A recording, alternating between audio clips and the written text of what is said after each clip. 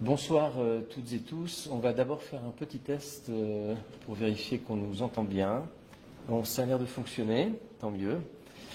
Voilà, nous vous avions invité le plus grand nombre à participer à ce Facebook Live pour tout d'abord vous présenter le patrimoine de Châteaufort et quelques projets que nous avons commencé à étudier et sur lesquels on aurait voulu votre avis, vos questions, vos idées sur les différents bâtiments de Châteaufort. Donc, Christiane Latras et moi-même, Lionel Gounod, nous allons vous présenter tout d'abord un diaporama du patrimoine de Châteaufort et ensuite on reprendra chacun des bâtiments afin de vous expliquer dans quel état ils sont, ce qu'il faut faire pour les réhabiliter ou les restaurer, et quels sont les projets auxquels on a pensé, qui ne sont pas définitifs, qui sont juste des idées qu'on a depuis que nous sommes nouvellement élus dans cette nouvelle mandature. Voilà, donc, bon, vous êtes conscient que Châteaufort a un patrimoine très très riche pour moins de 1500 habitants, et un passé assez glorieux. Donc la nouvelle équipe a décidé de s'atteler à sauver le maximum des bâtiments en essayant d'y trouver des projets, des buts dans un avenir proche, moyen ou plus long. Donc nous allons commencer par Christiane qui va vous expliquer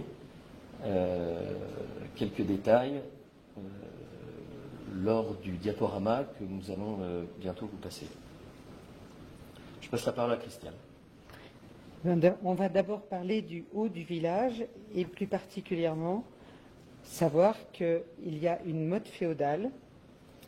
Et en haut du village, nous avons une tour qui date du XIe siècle, probablement 1064, et dont il est dit que le donjon dont il subsiste une partie ruinée aurait été le premier donjon de pierre construit en Europe. Mazette. Le deuxième bâtiment en haut, qui n'est pas de la même époque, beaucoup plus récent, mais qui est quand même un bâtiment remarquable, bien que vernaculaire, c'est le presbytère, qui a été édifié en 1740 et dont nous savons que les marches extérieures sont constituées de pierres tombalbles, sur l'une desquelles on trouve l'inscription 1603 en chiffres romains. Ce presbytère a accueilli notre curé Jacques Minard pendant de très nombreuses années, et c'est lui qui a découvert la crypte qui est au prieuré avec son équipe d'ados. Le prieuré étant un domaine privé. Il y a également la maison Blottière, avec une façade en meulière recaillée, caractéristique du pays du Hurepoix, dont Châteaufort fait partie. À la suite de ça, descendons dans la vallée. Et là, nous arrivons au domaine d'Ors,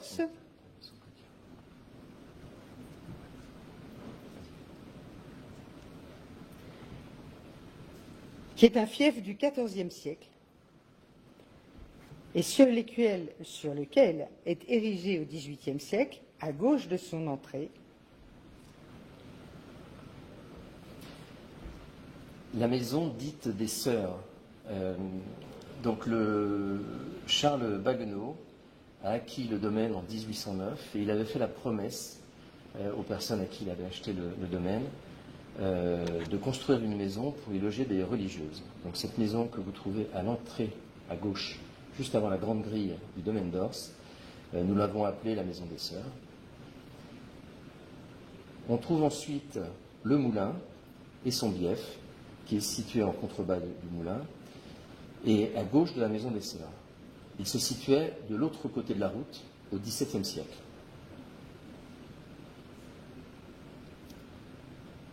Le château, qui a été édifié dans les années 1780 et démoli dans les années 1950, de ce château subsiste la chapelle. dans laquelle on trouve un très beau bas-relief du XIXe siècle.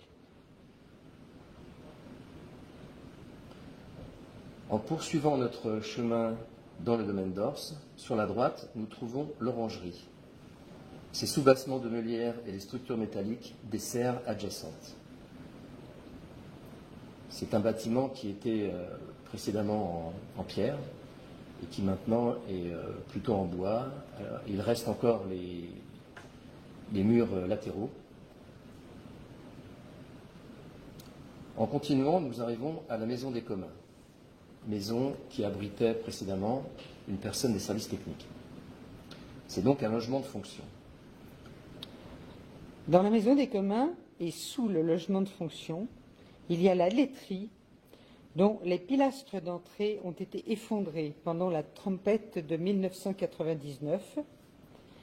Cette laiterie présente à l'intérieur une architecture en rotonde d'inspiration antique qui ressemble fortement, en plus petit, à la laiterie de la Reine qui est dans le domaine du château de Rambouillet.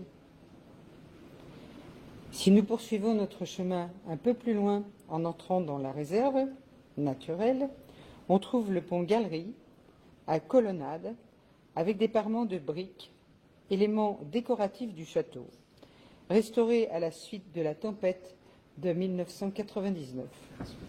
Donc nous allons maintenant vous repasser les diapos avec cette fois-ci quelques écrits pour vous expliquer donc les différents projets auxquels on a pensé pour ces différents bâtiments.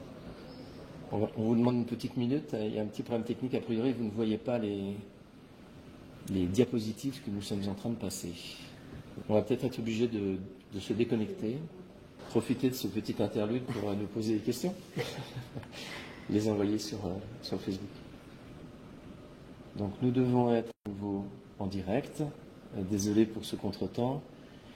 En fait, pour tout vous expliquer, on a deux présentations PowerPoint et on ne pouvait pas passer de l'une à l'autre sans se déconnecter. Donc voilà, on est obligé de reconnecter. Voilà, donc on peut reprendre. Vas-y Christiane, on commence par la tour. Eh bien, on a dit qu'on commençait par la tour, donc vous allez me réentendre. Je vais essayer de vous le dire rapidement. Donc, comme vous l'avez constaté, on a nettoyé le sol de la tour et on a aplani le terrain. Maintenant, nous devons consolider les pierres des murs afin de sécuriser les lieux, de façon à pouvoir aménager le sol pour y mettre du mobilier urbain, afin d'avoir un lieu de farniente, d'exposition, de concert, etc., etc. Et pour patienter et mûrir notre destination finale.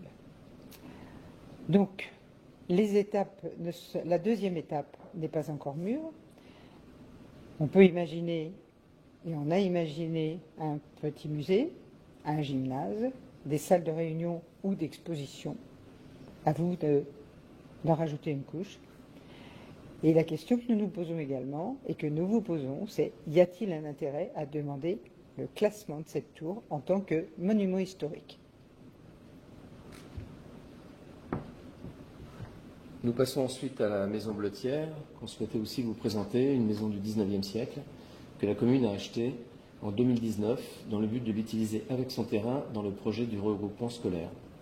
Sa façade étant typique de la construction des alentours, nous souhaitions garder et réhabiliter cette maison. Pour ce qui concerne le presbytère dont nous avons parlé tout à l'heure, une étude est en cours pour éventuellement l'utiliser dans un projet de regroupement scolaire. Il y a 2 fois 30 mètres carrés au rez-de-chaussée. Il y a un autre projet possible qui serait d'y aménager des appartements de type social pour y loger des personnes nécessitant des loyers modérés. Autre idée possible dans les projets, y faire des coworking artistiques en fonction des besoins locaux ou régionaux, des logements étudiants, car il y a une forte demande, ou des gîtes communaux. À titre d'exemple, une auberge est en gîte communal à Choiseul, à partir d'un bâtiment assez ressemblant.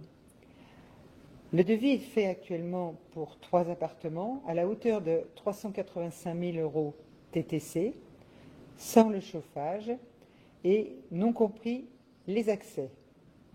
Le parking envisageable étant en face de ceux des instituteurs.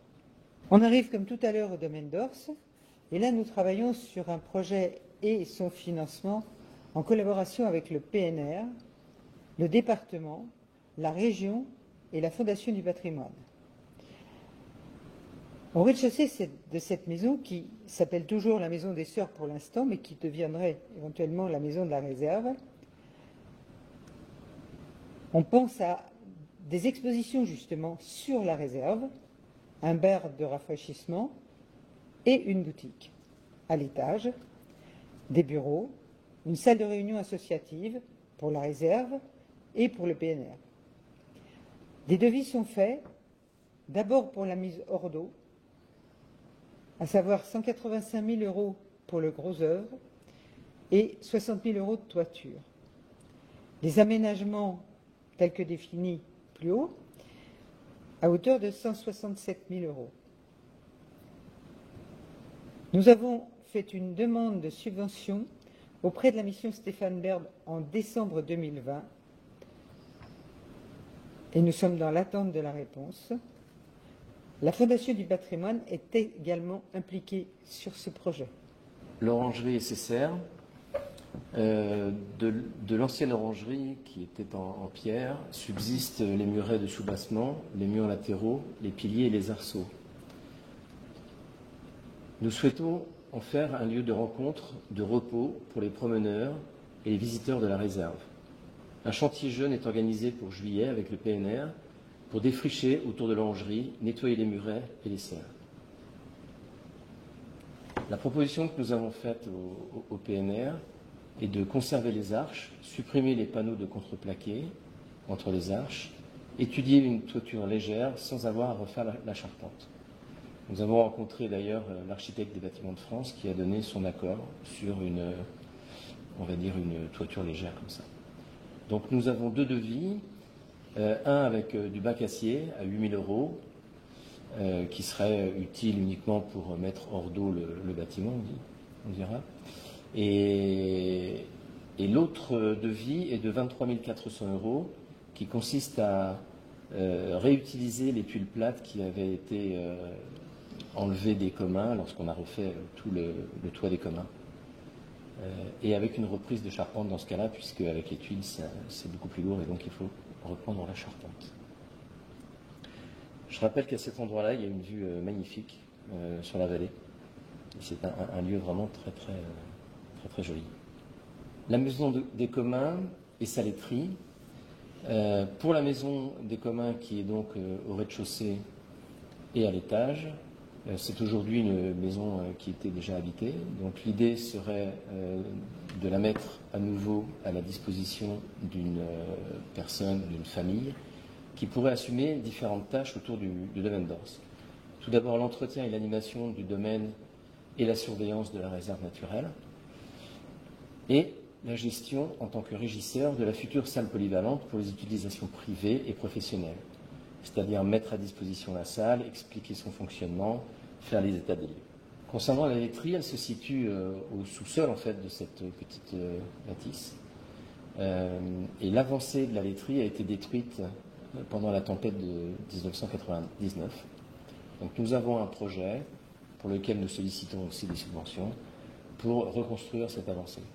Le pont-galerie dont nous avons parlé tout à l'heure, non d'ailleurs on va parler plutôt de la façade des communs, parce que comme nous étions sur les communs, c'est plus logique.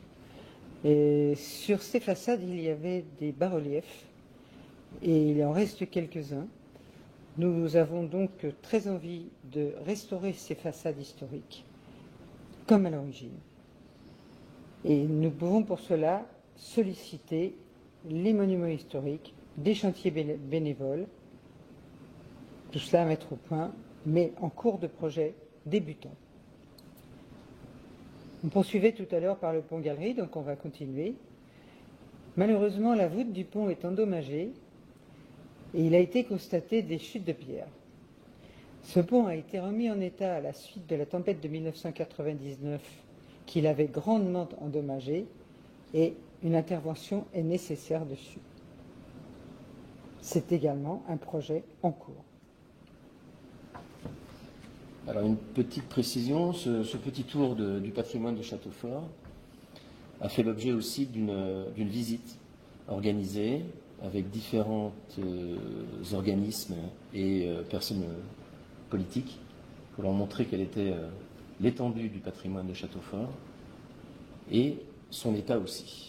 Et donc nous avons reçu la directrice du PNR, nous avons reçu les Bâtiments de France, nous avons reçu la commission des sites et récemment les archéologues et récemment Jean-Noël Barrot, notre député, qui était très sensible à tout ce patrimoine et qui essaie de nous aider du mieux possible pour obtenir des subventions. Voilà, nous avons fait tout notre petit tour de Châteaufort.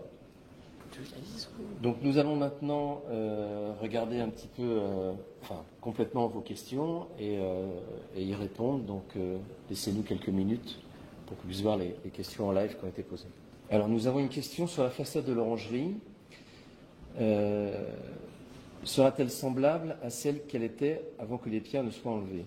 Alors non, comme j'expliquais, on gardera une façade, le projet est de garder la façade en bois telle qu'elle avait été faite par les jeunes Castelfortins pour leur spectacle du bicentenaire de la Révolution française. On n'aura jamais de budget pour remettre au niveau historique ce bâtiment. Voilà, donc on pense l'embellir, on va dire, mais en gardant cette structure en bois. À part ces bâtiments en péril, quels sont les autres bâtiments faisant partie du patrimoine de Châteaufort? La liste est longue. Les bâtiments sur lesquels... les autres bâtiments de la commune, il y a la mairie, bien sûr, avec toutes ses annexes. Il y a les écoles, l'église. Le prieuré. Je viens d'oublier. Le prieuré qui est privé. Qui est privé, qui n'est pas un bâtiment public. Qui appartiennent à la commune. Alors ensuite, qui appartiennent à la commune? Oui, c'est ça la question. Faisant partie du patrimoine. Il y a les réservoirs qui sont derrière le cimetière. Le réservoir d'ailleurs. En bas, je crois qu'on a fait le tour. Les écoles? Oui, les écoles, je les ai citées. Mais en particulier l'école primaire, parce que l'école primaire, elle est comme la maison Blottière, en rocaillé. Et... Ouais. Il y a la maison Saint-Christophe aussi. Il y a la maison qui abrite la coiffeuse, qui est propriétaire aussi. Enfin, la commune en est propriétaire. Je ne sais pas si j'en ai oublié là. Pour une petite commune de notre dimension, c'est déjà beaucoup de bâtiments. On a le clubhouse, le tennis. Le foyer. Oui, la salle polyvalente, bien sûr. Ouais. Je crois qu'on a fait le tour. De mémoire. Donc s'il faut, on refera. Oui, parce qu'on a. On va refaire on a une.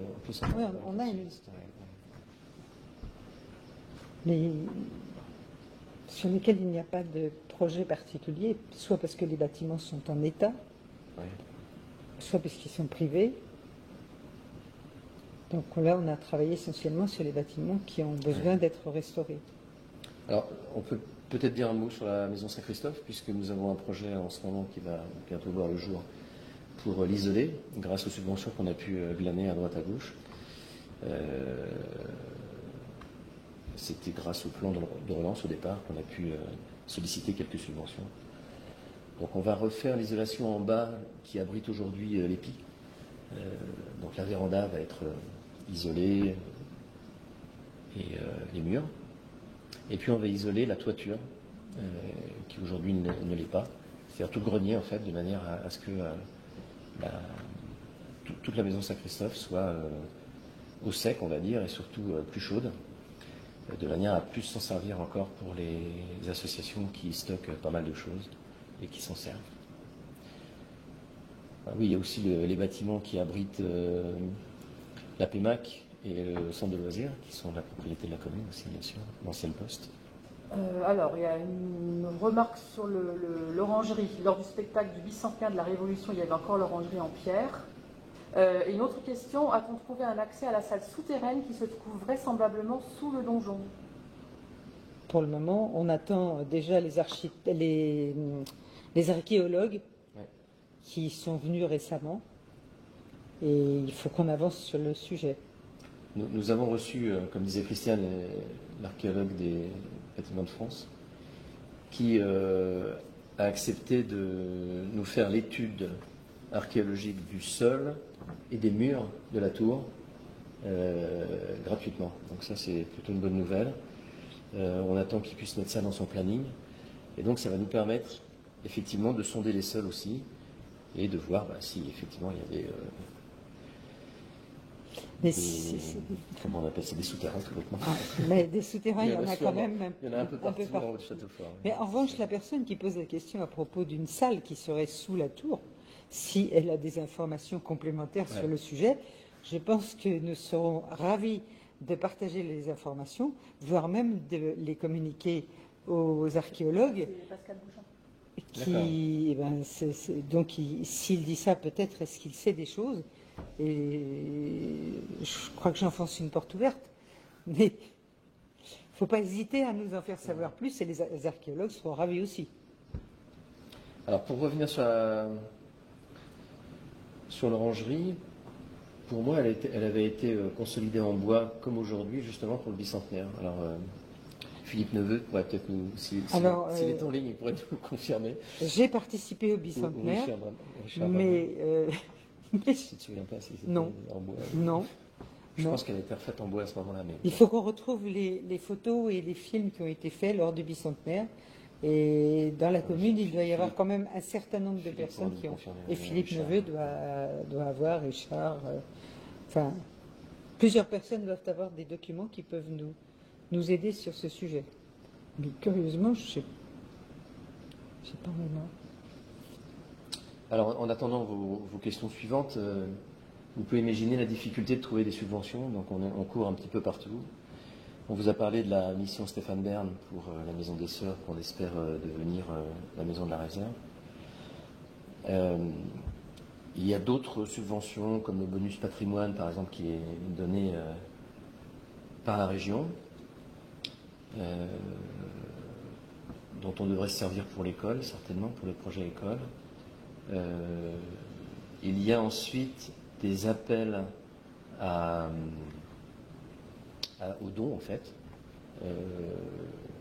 qui sont des souscriptions publiques où chacun peut donner ce qu'il veut s'il souhaite sauver un bâtiment. Donc on va aussi faire appel au public pour une bonne partie de nos bâtiments aussi. Nous sommes en relation avec la Fondation du patrimoine et le Parc naturel régional pour qu'ils nous conseillent sur toute cette chasse aux subventions, je dirais. Alors, pour ceux qui ne connaissent pas la laiterie, il y a un film français qui s'appelle Chouette, mes parents divorcent, si je ne me trompe pas, ouais, c'est ça. Mais c'est ça.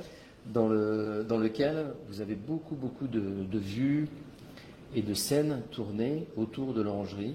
On voit très bien l'avancée de l'orangerie qui était en bon état à cette époque-là. Et on y voit à l'intérieur puisque les enfants ils font leur réunion. La laiterie. Dans la laiterie, oui. Ah, j'ai dit l'orangerie, pardon, excusez-moi, la laiterie. La laiterie, donc le petit souterrain sous la maison de la réserve. Mais c'est pas vraiment souterrain. Donc voilà, dans ce film-là, je ne sais plus, c'est après une bonne heure, je crois. Ça se passe à Châteaufort et on y voit très bien l'intérieur de la laiterie. Qui, heureusement, n'est pas trop dégradé. Non.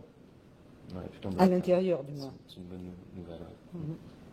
Bon, la plupart d'entre vous doivent savoir aussi qu'on construit notre salle polyvalente à l'arrière des communs d'Ors.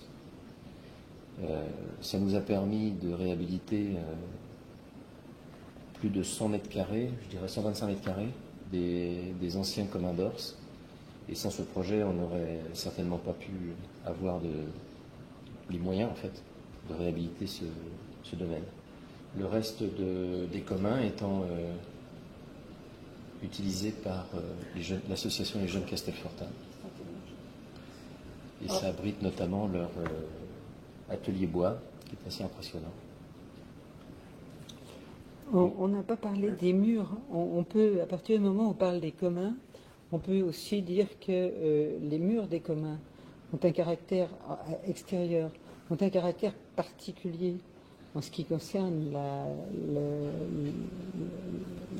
le revêtement, qui est d'une couleur très particulière, avec aussi des fausses colonnes en briques. On sait également d'ailleurs qu'il y avait également une avancée sur le bâtiment des communs, sur le bâtiment gauche. Une avancée, mais pas du tout comme celle de la laiterie qui, elle, était vraiment dure. Une avancée qui semblait être plutôt en bois, genre véranda. Et on la voit sur des photos, je crois également, sur le film dont Lionel parlait tout à l'heure. Et on aimerait bien refaire, si ce n'est du moins cette partie-là, refaire les crépis à l'identique de ce qu'ils étaient sur l'ensemble des communs. Alors, il y a une question qui tout à l'heure était affichée bizarrement, donc du coup là je la vois en complète. J'ai peut-être loupé l'info, mais qu'est-il prévu au presbytère? Alors je pense que tu as évoqué tout à l'heure. Oui, on a eu le petit... Ah, c'est oui, parce que d'accord. c'est là. Il y a eu Voilà, un on a un petit- D'accord, désolé pour le petit problème technique. Ouais. Donc, Vas-y, Christian. pardon. Au presbytère, on a plusieurs possibilités. Le presbytère, c'est pas un gros bâtiment, mais il n'est pas beaucoup plus petit non plus que la maison Blottière. C'est un petit peu le même registre. Et on est donc sur plusieurs études, soit de faire un projet de regroupement scolaire, soit d'y loger en appartement, faire des appartements sociaux, et également on pourrait faire de l'ensemble du bâtiment du coworking artistique selon les besoins locaux et régionaux, parce que, entre autres, la PNR nous a dit plusieurs fois que beaucoup d'artistes dans la région cherchaient des ateliers, puis des endroits pour exposer, même petitement.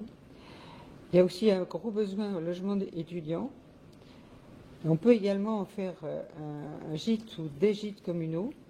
Et à titre d'exemple, nous avons une ancienne auberge qui était abîmée sur Choiseul. Et la commune de Choiseul a réussi à en faire un gîte communal qui, au demeurant, fonctionne plutôt bien, hormis dans la période Covid, bien entendu. Ce qu'on a dit tout à l'heure, c'est ce qu'on avait comme budget, enfin pas du tout comme budget d'ailleurs, mais comme devis, c'est 385 000 € TTC, non compris le chauffage et les accès. Donc, quelle que soit un peu la tournure des choses, on commence quand même par 385 000 €. Et quant au parking, il serait envisagé en face de ceux qui sont utilisés actuellement par les instituteurs. Alors, pour vous décrire un peu l'intérieur de ce bâtiment, il y a 3 niveaux. Et chaque niveau fait 2 fois 30 mètres carrés. Alors, quand on parle de 2 fois 30 mètres carrés, c'est-à-dire qu'il y a un mur porteur en plein milieu qui nous serait difficile de démolir ou de toucher sans refaire une reprise très coûteuse. Donc voilà, il faut imaginer qu'il y a un mur au milieu qui soutient jusqu'en haut. Et donc on a à chaque fois 2 grandes pièces de 30 mètres carrés. Aujourd'hui, il y a une salle de bain, etc. Et donc le devis pour les 3 appartements là permettait d'avoir un appartement à chaque étage. Avec salle de bain, cuisine, avec tout l'équipement, la plomberie, etc. Voilà. Aujourd'hui, on sait que la toiture à la partie arrière est en bon état, la charpente est en bon état, il n'y a que des lithos à changer. Sur la partie avant, qui est en petite tuile de région, là effectivement il faut trier éventuellement les tuiles qui y sont pour voir s'il y en a encore des bonnes. Et là, il faudrait refaire la couverture elle-même, dans tous les cas. Et le gros problème qu'on a sur ce bâtiment, c'est qu'il s'affaisse du côté gauche par rapport à la photo que vous avez vue. Donc on est en train de lancer quelques études pour comprendre pourquoi il s'affaisse. Ça peut être parce qu'une dalle a été coulée au dernier étage, qui est très très lourde, et ça a peut-être forcé sur les murs pignons. Une autre possibilité, ce serait que le terrain s'affaisse. Il y a une cuve à mazout en sous-sol qui pourrait s'affaisser peut-être. Donc voilà, on est en train de chercher les causes pour pouvoir trouver les remèdes. Il a été mis des témoins depuis quelques mois et qui doivent rester en place pour qu'on puisse vérifier la taille de l'ouverture d'une fente. Et il faut qu'elle reste pendant une année pour être sûr de l'ampleur du dégât. Alors bien sûr, vous pouvez continuer à poser vos questions en dehors de ce Facebook Live. Il sera disponible en rediffusion, hein, c'est ça? Oui, on va. Là, de toute façon, il est par défaut, mais il faut qu'on le reconstitue, je pense, avec Adeline. Et Pascal, donc Michel nous dit qu'elle a envoyé une photo des spectacles de 1989 où on voit l'orangerie en pierre. Et Pascal Bouchin dit qu'il se tient à disposition pour ce qui concerne la préservation du patrimoine de notre village et félicite les élus pour l'intérêt qu'ils portent à ce patrimoine. Merci beaucoup. Eh ben, c'est très agréable. Donc, effectivement, je pense qu'on ne fera pas de faire appel aux compétences du village sur le sujet. Ouais. Mais Pascal est certainement une personne qu'on va solliciter. S'il ne le savait pas, maintenant il le sait. Donc oui, ce que je disais, c'est que vous pourrez continuer à poser vos questions, soit sur les différents réseaux sociaux de la commune, soit par email auprès de vos élus. Je voulais remercier notre service communication qui nous a bien aidé à cette préparation, Adeline et Sandrine. Et s'il n'y a pas d'autres questions, on va peut-être... Oui, on va attendre un petit peu. Oui. J'en profite pour faire un petit appel pour tous ceux qui connaissent très bien l'histoire de notre village et de ces bâtiments-là. Nous sommes bien sûr tout à fait ouverts à recevoir tous les documents que vous pouvez partager avec nous. On a pas mal de personnes au Jeune Castelfortin qui nous ont donné déjà beaucoup d'informations. Je citerai Richard Brenner, Claudine Schmitt, qui sont en train d'ailleurs d'écrire quelque chose sur le sujet. Je ne sais pas si on a le droit de le dire, je ne révèle pas. Mais voilà, donc n'hésitez pas à partager des cartes postales, par exemple. On sait qu'il y a plusieurs Castelfortins qui ont des grosses collections de cartes postales, mais surtout des histoires, c'est ce qui nous intéresse, pour pouvoir mieux comprendre notre patrimoine et son histoire. Bon, ben, il nous reste à vous remercier pour votre attention. Et puis, voilà, on voudrait faire ce genre de Facebook Live sur d'autres sujets, un autre sur le patrimoine lorsqu'on aura avancé, ou qu'on aura plus de propositions de la part des Castelfortins ou des élus. Donc, dès qu'il y a un peu plus de nouveau, on vous informera. Merci beaucoup et bonne fin de soirée. Merci à tous.